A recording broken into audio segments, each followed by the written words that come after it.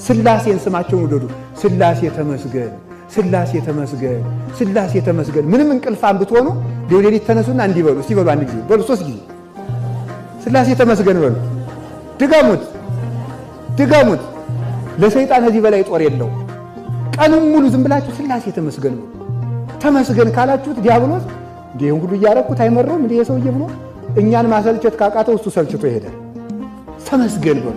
እንደ እግዚአብሔር የእናት አማላጅ ስለሰጠን፣ ስጋውን ደግሞ ስለሰጠን፣ መልኩን ስለሰጠን፣ የሰማይ በር ስለከፈተልን፣ በንስሐ ስለሳበን፣ አንድ ልጁን ስለሰጠን ስላሴ ተመስገን በሉ በሉ። ስላሴ ተመስገን በሉ። ስላሴ ተመስገን በሉ።